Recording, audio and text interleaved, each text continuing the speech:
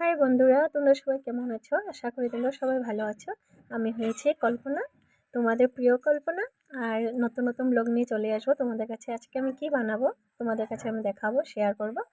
আজকে আমার ব্লগটা হয়েছে টমেটো চাটনি। আর টমেটো অবশ্য সবাই সব রকমের খেয়েছো, কিন্তু জানি না আমার এইভাবে বানিয়ে খেতে ভীষণ ভালো লাগে। আমি টমেটোগুলো বড় বড় করে কেটে নিয়েছি, তারপর শসা দিয়ে আমি বানিয়েছি। পাঁচফোড়ন আমি পুরনো দিয়েছি শস্য, কারণ শস্যটা দিয়ে এইভাবে টমেটো চাটনি বানিয়ে খেতে ভীষণ ভালো লাগে। আর 4টা কাঁচা লঙ্কা আমি ছিঁড়ে দিয়ে দিয়েছি। আর হলুদ, সামান্য লবণ, আর সামান্য গুঁড়া জিরা জিরা দিয়ে হলুদ দিয়ে আমি সাঁতলিয়ে নামিয়ে নেব। কিন্তু স্টিমটা অল্প কম করে বানাবে, তাহলে ভালো লাগবে। আর এদিকে দেখো আমি মাছগুলো ধুয়ে নিয়ে আসলাম, হলুদ লবণ মাখিয়ে নিয়েছি।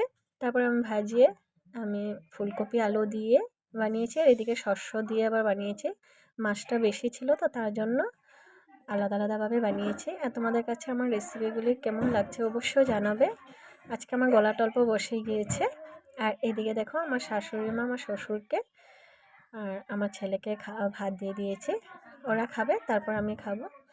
আর এগুলো হয়েছে আজকে আমার রেসিপি। যদি তোমাদের কাছে ভালো লাগে তাহলে আমার ভিডিওটা লাইক কমেন্ট শেয়ার করে দেবে। এই যে আমার শাশুড়ি, আমার শ্বশুর, আমার ছেলে, ওদেরকে আমি ভাত দিয়েছি, ওরা এখন খাবে।